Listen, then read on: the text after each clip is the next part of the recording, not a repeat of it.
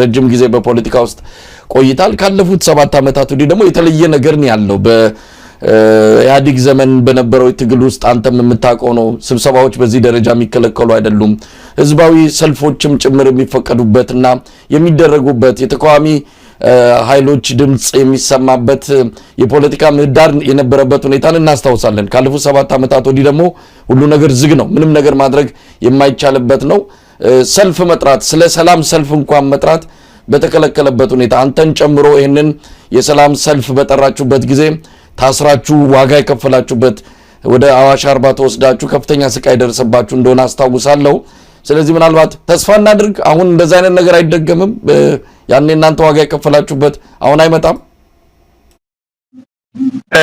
ከተስፋ ውጪ እርግጠኛ ሆነን የምናገርበት ሁኔታ የለም ተስፋችን ግን ስብሰባው ይሳካል ከህዝባችን ጋር እንነጋገራለን ብለን ነው እርግጥ ነው ካለፈው ስርዓት ወይም ደግሞ ከብልጽግና በፊት በነበረው አገዛዝ ታውቃለህ ብዙ የተሻሉ ሁኔታዎች ነበሩ ህዝባዊ ስብሰባዎች ነበሩ ሰላማዊ ሰልፎችም ነበሩ የአደባባይ ተቃውሞ ሰልፎች ነበሩ በተቃራኒው ይሄ መንግስት እንግዲህ በዚህ 7 ዓመት ያልተቻለው ህዝባዊ ስብሰባ ህዝብ ስሜቱን በአደባባይ የሚገልጽበት እድል አልነበረም የሚገልጽበት አይደለም ገና ማሰብ የጀመርን ጊዜ የዛሬ 2 ዓመት ምን እንደሆነ ምን እንደተፈጠረ ሁሉም ያውቀዋል ስለዚህ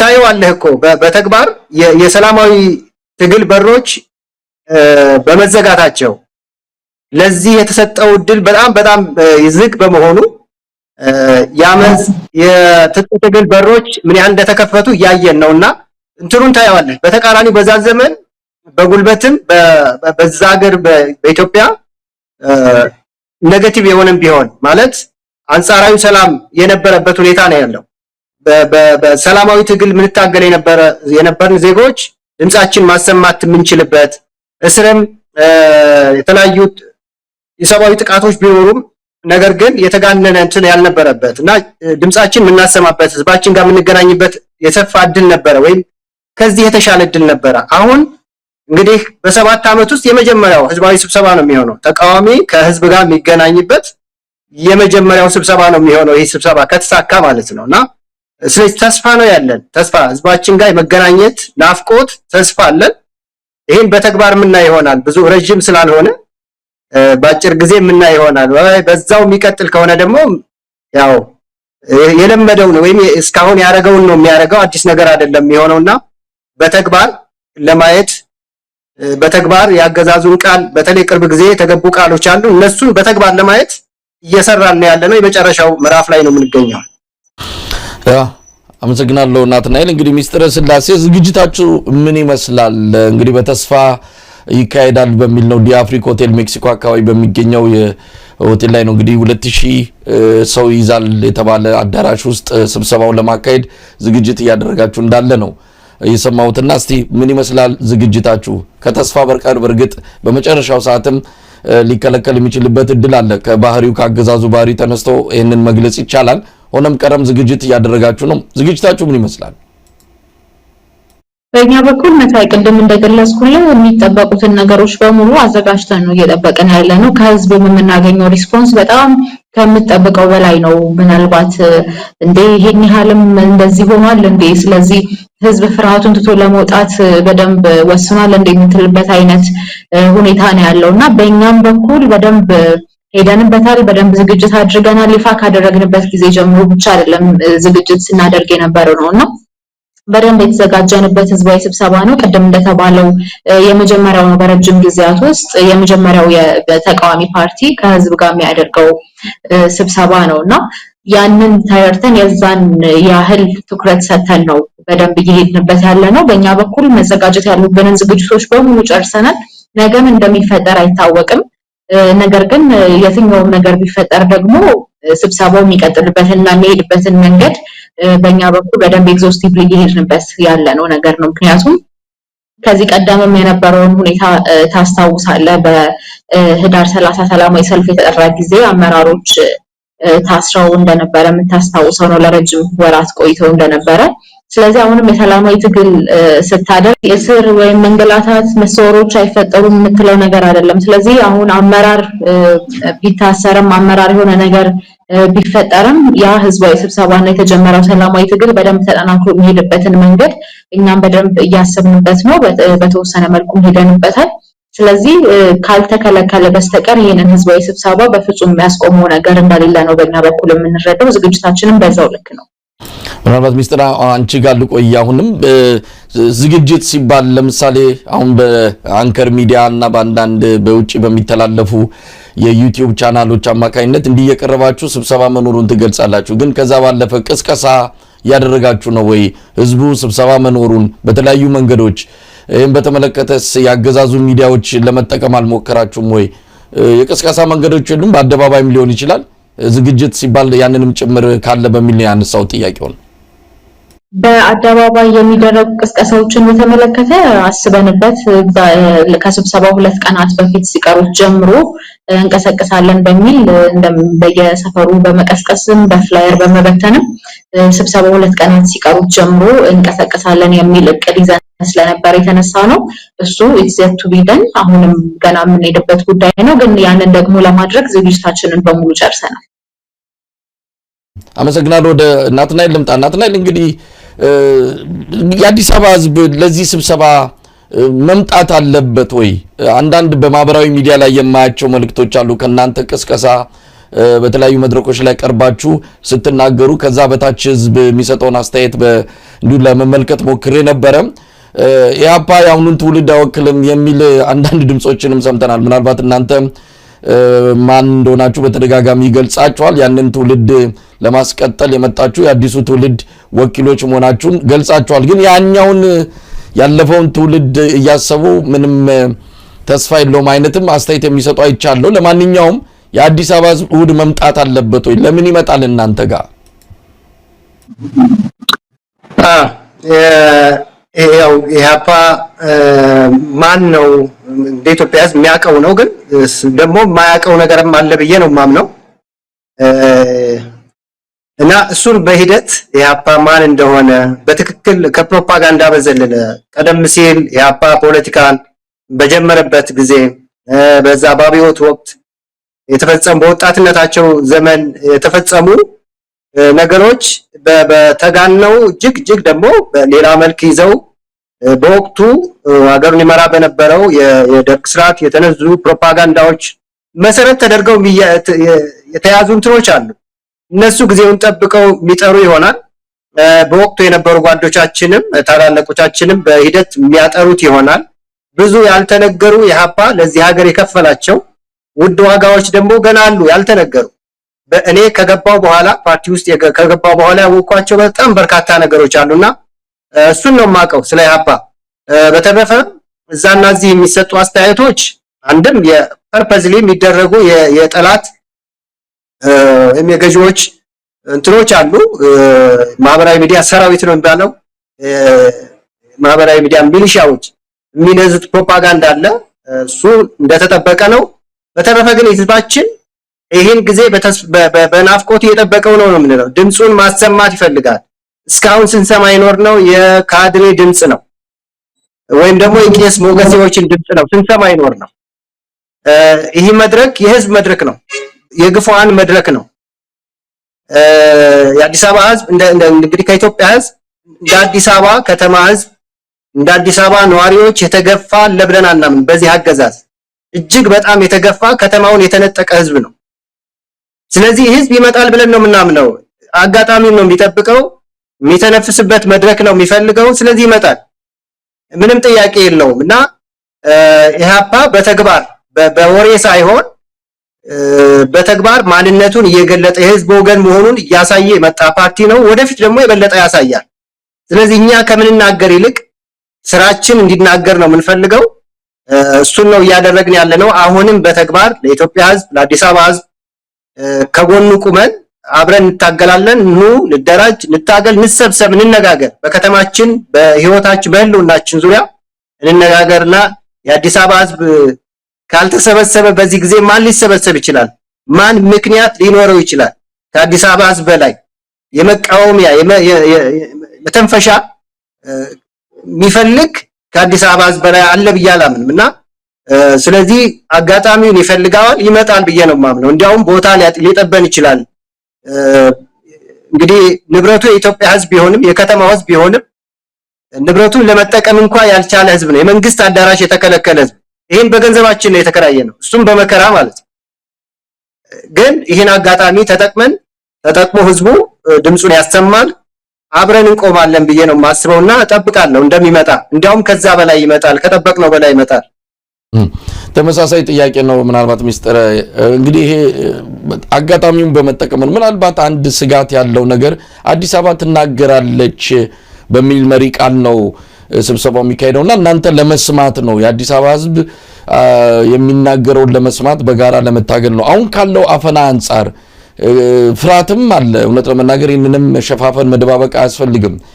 ከፍተኛ የሆነ አፈና ያለው ስርዓቱ በጣም ጨካኝ እንደሆነ ይታወቃልና እንደው ራሱን ገልጾ በዛ መድረክ ላይ ለመናገር የሚመጣ ሰው ባይኖርስ ብዙ ነገር ከወዲሁ መዘጋጀት ያለባችሁ ይመስለኛልና ይህንን ነገር ሳስባችሁበታል? የሚመጣበትን ምክንያት በእርግጥ ያውቀዋል፣ ግን ደግሞ ያለው አጠቃላይ የአፈና ስርዓት ደግሞ ብዙ ነገሮችን ሊገድበው ይችላልና እነዚህ ነገሮች አስባችሁበታል? አዎ በነገር ላይ መሳይ ህዝብ እንዲመጣ ኤክስፔክት ስናደርግ ዝም ብለን አይደለም። አሁንም መልእክት ማስተላለፍ የምንፈልገው ዛሬ ኢሃፓ ባዘጋጀው ስብሰባ ወይም ደግሞ በእንደዚህ አይነት ህዝባዊ መድረኮች ላይ ተገኝቶ የሚሰማውን ስለተናገረ እየኖረበት ያለውን እውነታ ስለተናገረ ብቻ አይደለም። ዋናነት ላነሳ የፈለኩት ነጥብ ህዝቡ ኢሃፓ ባዘጋጀው ስብሰባ ወይ ደግሞ በሌሎች የህዝባዊ መድረኮች ላይ ተገኝቶ መብቱን ስለጠየቀና እየኖረበት ያለውን ሀቅ ስለተናገረ ብቻ አይደለም ችግር እየደረሰበት ያለው። ቤቱ ተቀምጦም ነው ከቤቱ እየተፈናቀለ ያለው። ቤቱ ተቀምጦ ነው ከስራ ገበታው የተለያዩ ሰበቦች ተፈልገው እየተባረረ ያለው። ቤቱ ተቀምጦ ነው በማንነቱ ምክንያት እየተሳደደ ሲታሰር ያየ ነው ባለፉት 7 ዓመታትና ቤት ውስጥ ተቀምጦ ከማዘን ወይ ደግሞ እንደዚህ ሆንኩ ከማለት ይልቅ መፍትሄ በጋራ እየፈለጉ የሚፈጠረውን መቀበል ይበጃል የሚል አመለካከት ነው ያለንና ችግሮች አይመጡም ወይ ደግሞ አገዛዙ ካለው ባህሪ አንፃር በዝምታ ያልፋል የሚል ነገር አይደለም። ግን ደግሞ ከሁለት መጥፎች እንግዲህ ማነጻጸር ነው ህዝብም እንግዲህ ህሊናውን እንትን ማለት ያለበት። ቤቱ ተቀምጦ ከሚሞት፣ ቤቱ ተቀምጦ ከሚባረር፣ ቤቱ ተቀምጦ ከሚታሰር ለመብቱ እየታገለ ለመብቱ እየቆመ ተደራጅቶ በጋራ ሆኖ እንደሰው ቢታገል በሰላማዊ መንገድ ነው የተሻለው አማራጭ ብለን የምናምነው።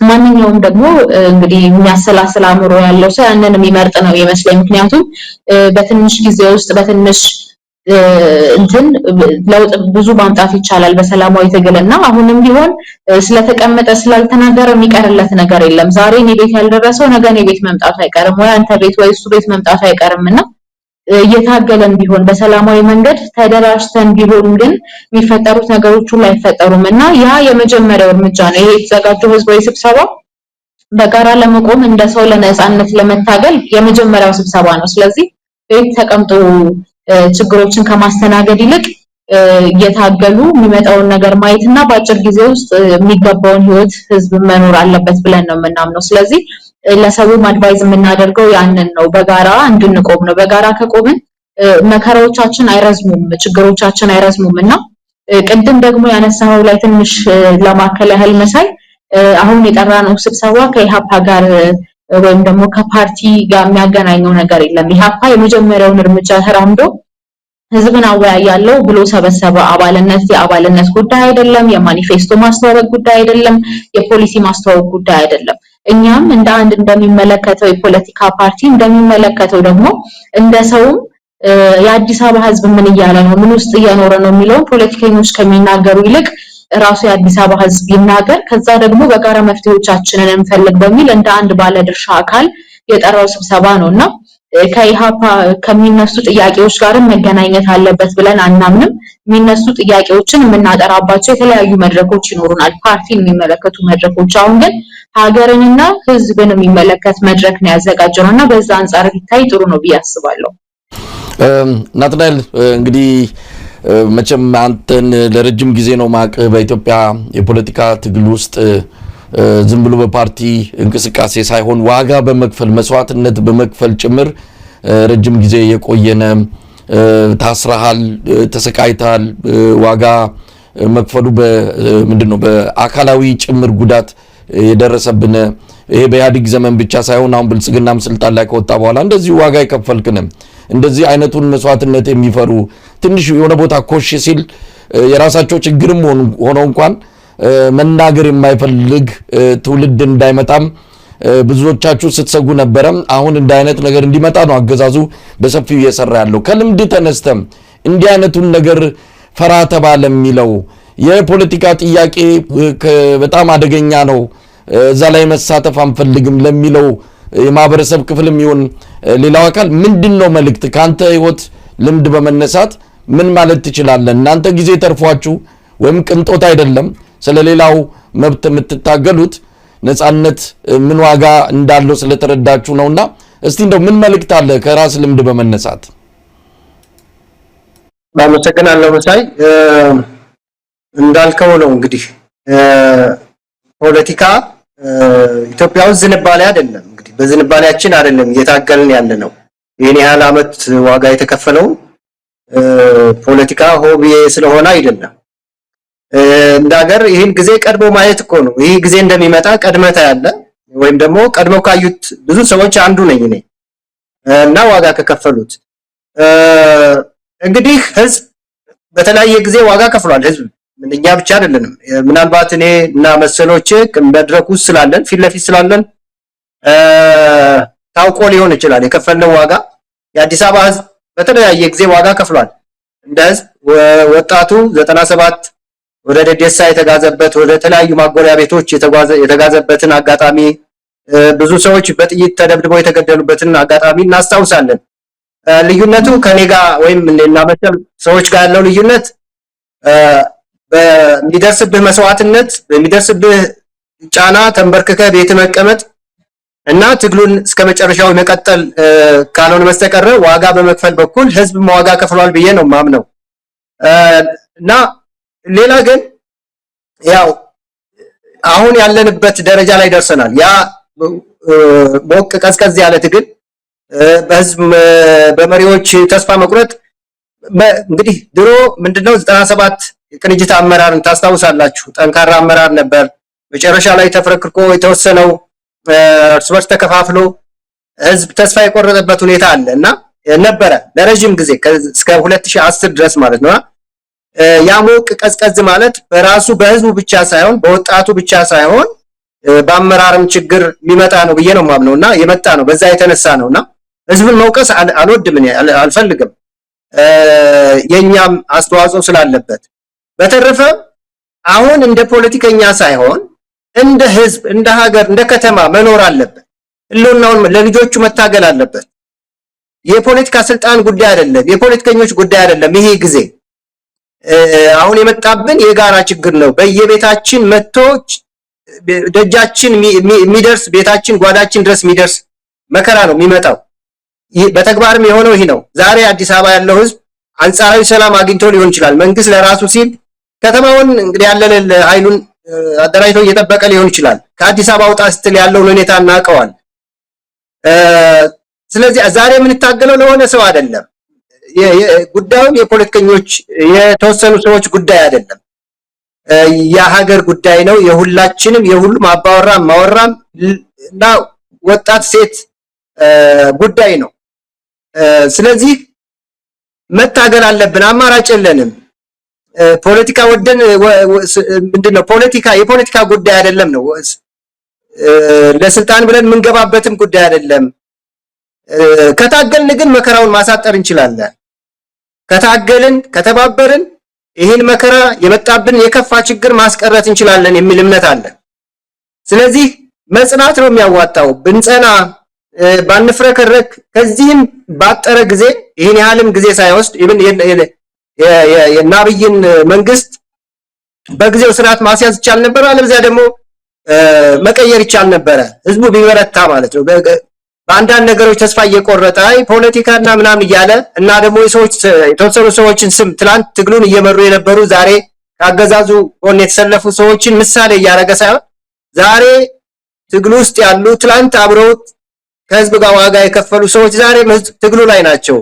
አመራር ላይ ናቸው፣ ከፊት ናቸው፣ ከኋላ አይደሉም ያሉት። ስለዚህ ተስፋ በመቁረጥ የምናመልጠው ቤታችን በመቀመጥ ምን የምናስቀረው ነገር የለም። ሴፍ ዞን የለንም። ምንድነው ይሄ? ፖለቲካ ላይ ባለመሳተፋችን የሚቀርልን መከራ የለም። ከተባበርን ግን የምናስቀረው የከፋ ችግር አለ። ስለዚህ ዛሬ ያለውን ጦርነት ነገም ሊመጣብንን ታሰበውን የታቀደውን መከራ ማስቀረት እንችላለን። እንተባበር፣ መስዋዕትነታችን ይቀንሳል፣ ድላችንም ቅርብ ይሆናልና ቤት በመቀመጥ የሚመጣ ነገር የለም። በእርግጥ ዋጋ ይከፈላል፣ ተከፍሏል፣ ደግሞ ብዙ ዋጋ ተከፍሏል። ወደፊት አብረን ለውጥ ማምጣት እንችላለን ብዬ ነው ማምነውና የወደቁትን ሳይሆን ለአገዛዝ እጅ የሰጡትን ሳይሆን ዛሬም ትግሉ ላይ ያሉትን ሰዎች ዛሬም ከህዝብ ጎን የቆሙትን ሰዎች አይቶ በፖለቲካ ኃይሉ በፖለቲካ አመራሩ ተስፋ አድርጎ ከዚህ ኃይል ጎን መቆም የኢትዮጵያ ህዝብ የታሪክ ኃላፊነት ነው ብዬ ነው ማምነው። ሚስተር ሰሞኑን አንድ ጉዳይ በአገር ውስጥ ተከስቶ ሁሉም መነጋገሪያ የሆነበት ሁኔታ አስመልክቶ እንደዚሁ በእኛ መድረክ ላይ ተወያይተን ነበረ ከአንከር ሚዲያ ባልደረባ ገለታው ጋር። እንግዲህ እናንተ ስብሰባ እየጠራችሁ ኢትዮጵያ ነፍስ ውጪ ነፍስ ግቢ ችግሮች በዚህም በዚያም ከበዋት ብዙ ችግሮች ብዙ ህመሞች ያሉባት ሀገር በአንድ ጉዳይ ላይ በቲክቶክ ላይ ባለ አንድ ግለሰብ ላይ እንደዚህ አይነት አጀንዳ ተከፍቶ ትልልቆቹ ሚዲያዎች ሳይቀሩ ሶሻል ሚዲያው ምኑም የተረባረበበት ሁኔታ ስንመለከት ምንድነው እዛ ሀገር ያለው ነገር? እንደው ሁሉ ነገራችንን ጨርሰናል፣ ጣጣችንን ጨርሰናል፣ ከመማችን ተፈውሰናል፣ ሁሉ ነገር ያበቃና የደላን የተመቸን ነው የሚመስለው በዚህ ጉዳይ ላይ ይህን ያህል አብዝተን ስንነጋገር የእናንተ ስብሰባ መጥራት በራሱ አጀንዳ መሆን በነበረበት። ምክንያቱም ከምንም በላይ ለነገው ለወጣቱ ትውልድ የሚያስፈልገው እንደዚህ አይነቱ ትግል ነው። ይህን ነገር ስትሰሙ እንደው እኔን ነገር ስትከታተሉ ወጣቱ በዚህ ደረጃ ወደ ፖለቲካው አለመቅረቡ ከዛ ይልቅ በተለያዩ ጉዳዮች ላይ መጠመዱ ምናልባትም ከስብሰባችሁ ጋር ማያይዛችሁ ልትገልጭልኝ ትችያለሽ። ይህንን ነገር እንዴት አያችሁት? እንደው ወጣቱን ወደዚህ ማምጣት የራሱን ህይወት ነገ የሚቀይር ትግል ነው የሚካሄደው። አሁን ባለው ሁኔታ ነገ ሀገር አይኖርምና ይህን እንዴት ታዩታላችሁ? እንደው ሚስተር በጣም የሚያሳስብ ጉዳይ ስለሆነ ነው። እንግዲህ ሁሉም ሰው የየራሱ ኢንትረስት አለው ብዬ አምናለሁ። ግን ደግሞ በጋራ ደግሞ የሚያስጨንቁን ብዙ ጉዳዮች መኖር ይገባቸዋል። ሁሉም ሰው ፖለቲከኛ ይሁን አይደለም፣ ሁሉም ሰው ፖለቲካ ይተንትን ወይ ደግሞ በፓርቲ ውስጥ ገብቶ ይደራጅ የሚል እሳቤ አይደለም። ግን እነዛ ሰዎች እንደ ሀገር ደግሞ የሚያስጨንቁ ጉዳዮች አስጨንቀዋቸዋል ወይ? ካስጨንቋቸው ደግሞ በዚህ ልክ ኢንፍሉዌንስ ካላቸው በዚህ ልክ ተጽዕኖ መፍጠር ከቻሉ ምን አለበት ከጊዜያዊው ነገር ደግሞ እንትን የጋራ ጉዳዮቻችን ህዝብ እያለቀ ያለበት ሁኔታ ነው ያለው ማለት ምገልጸውም አይደለም ኢትዮጵያ ውስጥ ያለውን መከራና ምናልባት አንዳንድ ምን አስባለሁኝ መንግስት በደንብ አድርጋችኋልና ተመችቷችሁ ነው የምትኖሩት ያለን ያለው ምናልባት እንደዚህ አይነት መርሃ ግብሮችንና ሁኔታዎችን ወይ ደግሞ ግለሰቦችን ያየ ነው ወይ የሚል እንትን አለኝ። ኢትዮጵያ ውስጥ እንደ ሀገር በጣም ትልቅ ችግር አለብን። የምናገኘውን ሰው አናቅም፣ ወደፊት የምናወጣውን ሰው አናቅም። ጀግናችን ማን ነው የሚለውን መለየት አንችልም። ሁሉም ሰው የፖለቲካ ጀግና ይኖረው አይደለም ወይ ደግሞ ፖለቲከኛ ጀግና ይሁን የሚል እሳቤ መጣ እንዳልሆነ እንዲያዝልኝ ፈልጋለሁ። ግን ነገሮችን ደግሞ ሚዛን ላይ አድርገን መመዘን አለበት። በተለይ ከወቅቱ አንፃር አሁን እንደ አንድ ወጣት ብትጠይቀኝ የራሴ ኑሮ መኖር ሳልፈልግ ቀርቼ አይደለም ወይ ደግሞ ናትናኤል ሳይፈልግ ቀርቶ አይደለም እዚህ ያለ ነው። ሁላችንም እንደ ሰው አንዴ ነው የምንኖረው። መዝናናት ሊያስፈልግ ይችላል፣ እንደዚህ አይነት ቦታዎች መገኘት ሊያምረን ይችላል። ግን ደግሞ መመዘን ያለበት ካለው ነባራዊ ሁኔታና ነገ ምን ይፈጠራል፣ እኔ ነገ ለምወልዳቸው ልጆች ማውረስ የምፈልገው ነገር ይሄንን ነው ወይ የሚለውን ጥያቄ መጠየቅ አለብኝ። ወይ ታናናሽ እህት ይኖረናል፣ ለታናናሽ እህት ወንድሞቻችን ማውረስ የምንፈልገው ሀገር እንደዚህ በጦርነት የምትታመስ በአንድ በኩል ደግሞ የሌላ ሀገር ዜጋ በሚመስል ደረጃ የምናደርጋቸውን ሰዎች ማናቀበት ሀገር ነው ወይ ማውረስ የምፈልገው ስል አይደለም ነው የኔ መልስና ለዛ ነው እዛ ያለ ነው። ስለዚህ እያንዳንዱ አሁንም አጀንዳው ያለው መከራ ያለው ሰቆቃ ወይ ደግሞ ህዝብ ያለፈበት ያለው መከራ ያልሆነ ሰውና የሚለጥፈው ልጥፍ የሚከተለው መንገድም ከዛ ተቃራኒ የሆነ ሰው ቆም ብሎ ማሰብ ያለበት ያ ነው። የሚገደሉት እኮ ዳይሬክት ለሱ ቤተሰቦች ላይሆኑ ይችላሉ። ነገ እንደሚቀርላቸው በምን ያውቃል? አሁን እየኖርንበት ባለው ሁኔታና እያንዳንዱ ሰው ራሱ ነው ጥያቄ መጠየቅ ያለበት። አንደኛ እንደ ሀገር የምናገናቸው ሰዎች እንደ ሀገር ጀግና የምናደርጋቸው ሰዎች ማን ነው የሚለው እንደውም ሰሞኑን እኔም ማጋርቸው ነበር። አንድ ሰው በማህበራዊ ሚዲያ የጻፈውን ጽሁፍ ምናልባት ተመልክታችሁት ሊሆን ይችላል። አንድ ወታደርንና አንድ ደግሞ ቲክቶከርን አነጻጽሮ የጻፈው በተለይ በጦርነቱ በትግራይ ጦርነት ወቅት የነበረው ሁኔታ ሰው የሚያገኘው የትኛውን እንደሆነ ጽፎ በጣም በሚያሳዝን ሁኔታ የገለጸው ነገር አለና የምናገኘው የሚሞቱልንን አይደለም፣ የምናገኘው ለመብታችን የሚታገሉልንን አይደለም፣ የምናገኘው ዋጋ የሚከፍሉልንን ሳይሆን ለምሳሌ በኔ ቋንቋ ከነገ የማያልፍ አጀንዳ የሚሰጡንን ማን ምን ለበሰ፣ ማን የስንት ብር መኪና ነዳ፣ ማን የሆነ ውድድር ያሸንፋል የሚል ነገ ለኛ ህይወት ምንም የማይቀይር እነዚህ ሰዎች መኪና አሸነፉ እየተባለ ነበር አጀንዳ የሆኑ አይደለም ማን ያሸንፋል በሚል በዛ አጀንዳ ሲጣላ የነበረ ሰው ነገ የታክሲ ማያጣበትን እንትና አመክንዮ ማቅረብ አችልም። ነገ ታክሲ ተሰልፎ ቆሞ ነው የምታየው። በየታክሲ የሌለው ሰው ነው በእነዛ ሰዎች እየተጣላ ያለውና ምናገናቸውንም ሰዎች ነገ ነጋችንን ሊቀይሩልን የሚችሉ ሰዎች መሆን አለባቸው። ለኛ ህይወት ለሀገርም ለውጥ ሊያመጡ የሚችሉ ሰዎች መሆን አለባቸው። በሰው ህይወት እኛ ምን ያገባናል? ሲጀመር እንትና እንዲሆነ እንትና እንዲበላ እንዲጠጣ ሶዋት ከዛ ምን ይፈጠር? የኔ ህይወት ይቀይሩታል? እኔ ህዝብ እየተገደለ መሆኑን ይቀይሩታል? ህዝብ እየተራበ መሆኑን ህፃናት በድሮን እየተገደሉ መሆናቸውን ይቀይረዋል? አይቀይረው። ስለዚህ ችግራችን እንደ ማህበረሰብም ጭምር ነው። አንዳንድ ጊዜ ጨከን ብለን መውቀስ ያለብንን መውቀስ አለብን። ማህበረሰቡ የሚያገነውን አያውቅም። በዛም ምክንያት መፈጠር የሌለባቸው ትርክቶች፣ መፈጠር የሌለባቸው አካሄዶች፣ መፈጠር የሌለባቸው እሳቤዎች እየተፈጠሩ ነው። ነገ የማይጠቅሙ ነገ ልጆቻችንን የማይጠቅሙ ነገ ታናናሾቻችንን የማይጠቅሙና ሀገር በመገንባት ሂደት ሀገረ መንግስት በመገንባት ሂደት የማይጠቅሙ እንደውም ከኢትዮጵያዊነት ያፈነገጡ ከባህል ያፈነገጡ ከሃይማኖትም ያፈነገጡ እሴቶችን ነው እየገነባን የምንሄደውና ምናገነውን ማወቅ አለብን። ምክንያቱም ማህበረሰቡ ቦታ ባይሰጠው እኮ እንደዛ አይነት ነገር ተይዞ ባይመጣም መጀመሪያ ቦታ ባንሰጥ ኖሮ። ስለዚህ ችግሩ ከሚሰሩትም አይደለም እየሄዱ ካሉትም ሳይሆን በዋናነት ከሶሳይቲው ነው የሚል እሳቤና ግንዛቤ ነው በእኔ በኩል ያለው። ናትናኤል ምናልባት ተመሳሳይ ጥያቄው ነው ግን በጣም ስላሳሰበኝም ነው። የናንተ እንቅስቃሴ ለናንተ እዳ አይደለም። የኢትዮጵያ ለናንተ በእዳ የተሰጠች አይደለችም። የዜግነታችሁን ያላፊነታችሁን ለመወጣት ብላችሁ ነው። አንዳንዶች በተለየ መልኩ ይመለከቱታል እንደዚህ ትግል የሚያደርጉትን። እናንተ በአካል እዛው አምባገነኖች ፊት ሆናችሁ፣ እኛ በርቀትም በሚዲያው የምናደርገውን ትግል እንደው የሆነ እንደ ልክፍትም የሚያዩት አለ።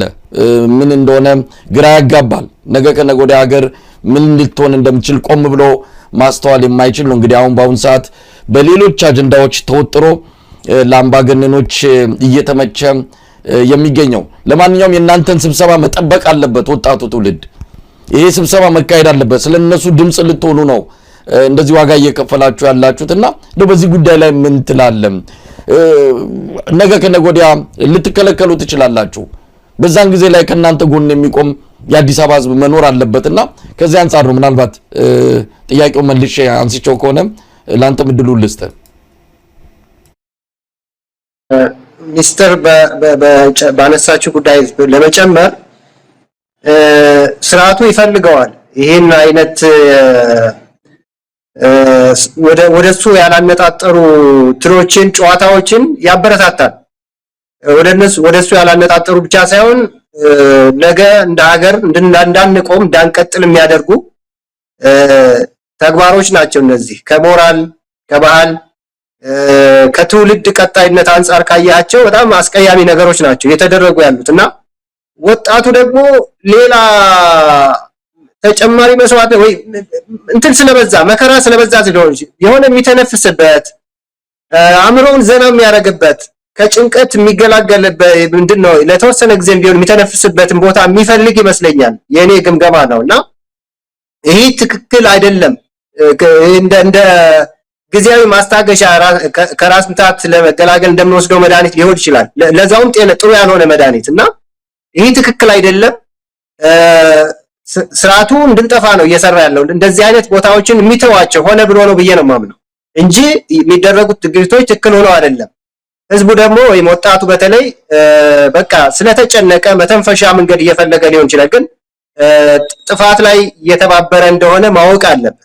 አገሩን በዘላቂነት ራሱንም በዘላቂነት የሚያድኑ ግን ትንሽም ቢሆን ማለት አንድ ላይ ስንሆን የምንከፍለው መስዋዕትነት ያንሳል ብዬ ነው የማምነው። የተወሰኑ ሰዎች የሚከፍሉት መስዋዕትነት ይበዛል፣ ረጅም ጊዜም ይወስዳል። ስንተባበር ያጥራል። መስዋዕትነት የለውም አይደለም፣ ግን ውጤት እናመጣለን እና ያ ውጤት ለሚያመጣ ነገ የዛሬ ወጣቶች ነገ ልጆች አባቶች ናቸው፣ ቤተሰብ ባለቤት ናቸው ነው። ትላንት እኛም ወጣት ነበር፣ 97 በጣም ወጣት ነበርኩ። ዛሬ ትልቅ ሰው ነኝ አይደል?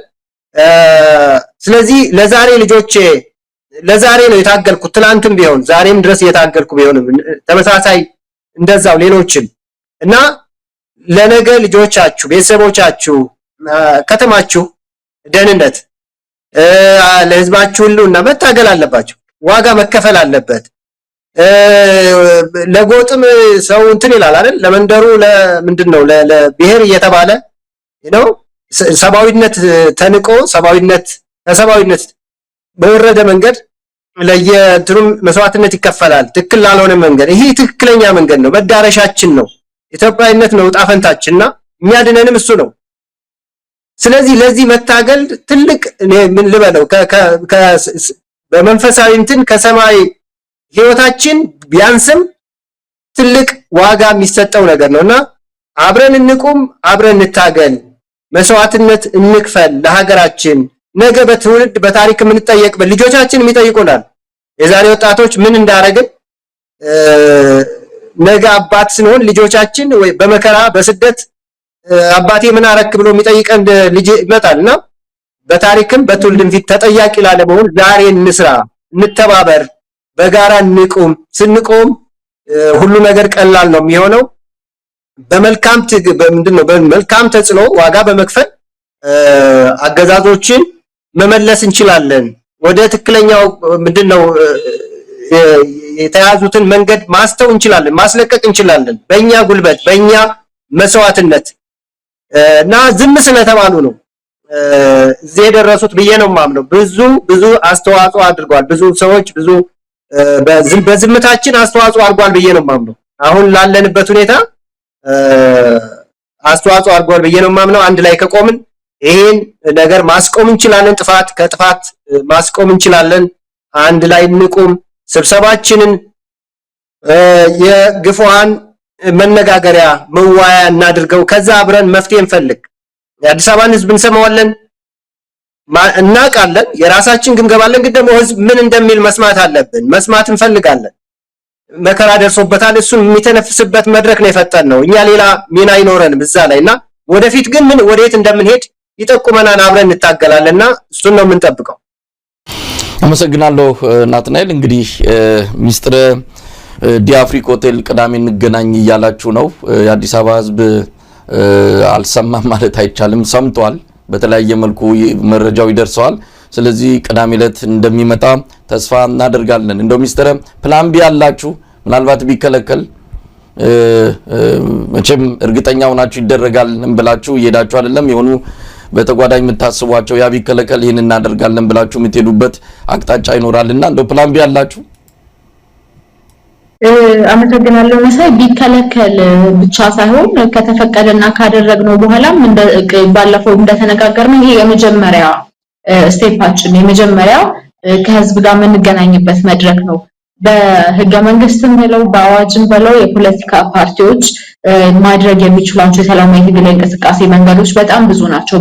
ከብዙዎቹ ይህን አንዱን ነው እየጀመርነው ያለነው እኛና ቢሳካም ባይሳካም የምናደርጋቸው በቀጣይነት የምናደርጋቸው የሰላማዊ ትግል መንገዶች አሉ። ስለዚህ ያ ፕላን ቢያችን ብቻ ሳይሆን ኔክስት ፕላናችን ነው በቀጣይ የምናደርጋቸው። እንግዲህ እዚህ ላይ በግልጽ መናገር ያልፈለግነው ምክንያቱም በደንብ ትረዳዋለህ። እንግዲህ ከማድረጋችን በፊት ከረጅም ጊዜ በፊት አትሊስት ወይ በጣም ባላጠረ ጊዜ በፊት የምንናገረው ነገር የመሳካት እድሉ ትንሽ ይጠብብናልና በዛ ምክንያት በግልጽ እንደዚህ እናደርጋለን የሚለውን አሁን ላይ ባንናገርም ይሄ ግን ተሳካም አልተሳካም የመጀመሪያ ወይም ደግሞ ከዚህ ቀደም በርግጥ ሰላማዊ ሰልፍ ተሞክሮ ነበር በኢሃፓና በሌሎች ዜጎች ግን ይሄኛው ደግሞ እንደ መጀመሪያ ወይም እንደ ሁለተኛ ምትለው ይችላል እንጂ መነሻም መድረሻችንም ስላልሆነ ቢሳካም ባይሳካም የምንቀጥላቸው የሰላማዊ ትግል ሂደቶች ስላሉ በዛ መንገድ እንዲያዝ ነው የምንፈልገው።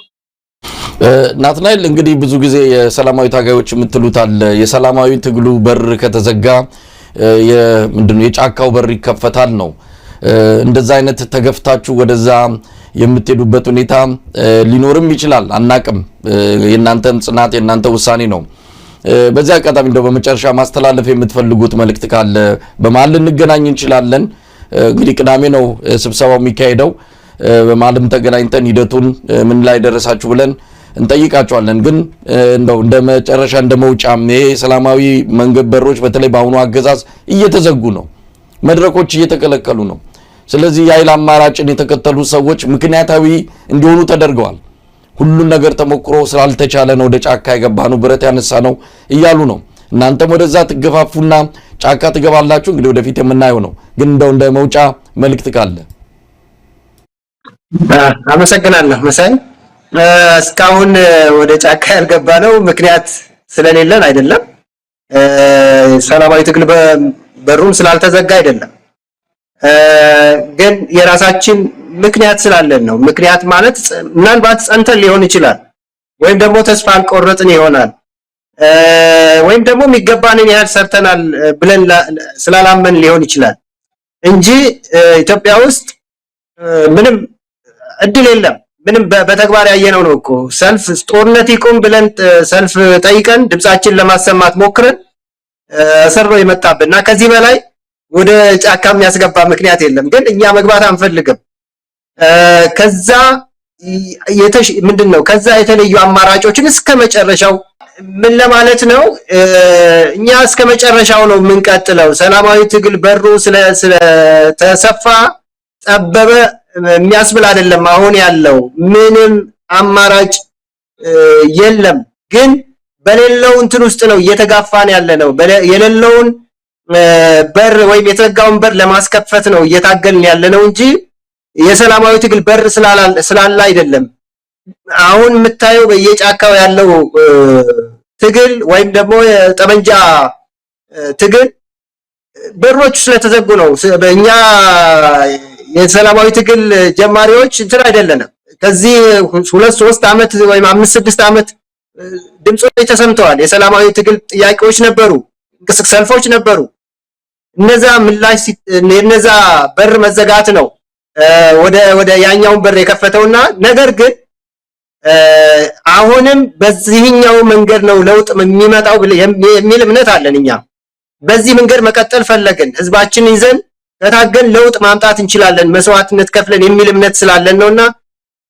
የአዲስ አበባ ህዝብ ልምድ አለው በሰላማዊ መንገድ የመታገል ልምድ አለው 97 አሳይተዋል ከዛም በፊት ከዛም በኋላ ዛሬ እየደረሰበት ያለው ግፍ ደግሞ ከምን ጊዜውም የከፋ ነው የፒያሳ አካባቢ ወጣቶች ያውቃሉ የ4 ኪሎ ሽሮ ሜዳ የካሳንቺስ ነው ዛሬ አንገታቸውን ደፍተው ነው ያሉት ምን እንደደረሰባቸው ያውቃሉ ስለዚህ መነጋገር አለብን ነው ሌላ አማራጭ የለንም ተነጋግረን ተደጋግፈን አንድ ላይ ቁመን በመታገል ለውጥ ማምጣት እንችላለን ብለን ነው ምናምን የተዘጋውን በር የሰላማዊ ትግል በር ማስከፈት እንችላለን ኑን እንነጋገር ኑን ምንከር አንድ ላይ እንቁም የሚል መልእክት ነው ያለኝ አመሰግናለሁ ሚስተርም እንደው እንደ ማጠቃለያ ሐሳብ ነው እንግዲህ ምናልባት እንደ አንድ መሰናክል ወይም ደግሞ እንደ አንድ ችግር የሚታየኝ አዲስ አበባ ላይ በኮሪደር ልማት ስም የተሰራው አዲስ አበባን ህዝብ መስተጋብር የማላላትና የመበጣጠስ እርምጃ ሰው በአንድነት እንዳይወጣ ሆን ተብሎ ባገዛዙ የተሰራ እንደሆነ ይታመናል የአዲስ አበባን ህዝብ ወደ ተለያዩ ቦታዎች እንዲበታተን ተደርጓል በዚህ በኮሪደር ልማት ሰበብ አብይ አህመድ በውስጡ ይህንን ሀገር ሲያስብ ቆይቶ ነው በመጨረሻ ልማት በሚል ሽፋን የአዲስ አበባን ህዝብ ትብብርና አንድነት ከእድር ከቁብ ጀምሮ እንዲበታተን እንዲፈርስ ያደረገ ዛሬ የአዲስ አበባ ህዝብ አንድነት በህብረት እንዳይቆም አንድም ያደረገው ያ እንደሆነ ይታመናልና እነዚህ ችግሮች አሉ ብለን እናምናለን። ለማንኛውም እንደማጠቃለያ የምታስተላልፊው መልእክት ካለ እሱ እንስማና ዝግጅታችን እናበቃለን። እንደማጠቃለያ አሁን ኢህአፓ የጠራው ህዝባዊ ስብሰባ እንደ አንድ ተቃዋሚ ፓርቲ የጠራው ወይ ኢህአፓ የጠራው ህዝባዊ ስብሰባ ብቻ መታየት የለበትም። አሁን ላይ ያለውን የሰላማዊ የፖለቲካ ምህዳር ሁኔታ አመላካች ነው በተለይ ውጤቱ የሚሆነው። ስለዚህ እንደ የትኛውም ፓርቲም በላይ የትኛውም የፖለቲካ ሰውም በላይ ከፖለቲካ ውጭ ያለ ሰው ይህንን ጉዳይ ሊመለከተው የሚገባው እንደ አንድ ስብሰባ ብቻ እንዳልሆነ ነው የምንገነዘበው። አሁን ላይ ያለው የኢትዮጵያ የፖለቲካ ምህዳር ምን ላይ ነው የሚለውን እስካሁን ድረስ ስብሰባውን ለማካሄድ የሄዱበት ውጣ ውረድ አለ ባልተገባ ሁኔታ ማለት ነው። መብታችን የሆነውን ስብሰባ ለማድረግ ልንከለከል እንችላለን የሚል ስጋትም ሊኖረን አይገባም ነበር እውነቱን ለመናገር። ያ ሁሉ አሁን ላይ ያለው የፖለቲካ ምህዳር ምን ደረጃ ላይ እንደሆነ በደንብ የሚያሳይ ነገር ነውና አሁንም ቢሆን የሚመጣው ውጤት ከስብሰባው መደረግና አለመደረግ እንዲሁ ደግሞ ቢደረግ እንኳን የተደረገባቸው ውጣ ውረዶች ሁሉ ያንን ሊያሳዩን ነው የሚገባውና በደንብ ትግላችንን ሊያጠናክሩት ነው የሚገባው። ስለዚህ እኛ ይሄንን ስብሰባ እንደ ህዝባዊ ስብሰባ ብቻ አይደለም የምንመለከተው እንደ አመላካችም ጭምር ነው የምንመለከተውና ይሄ ሁሉ ባለበት ሁኔታ ደግሞ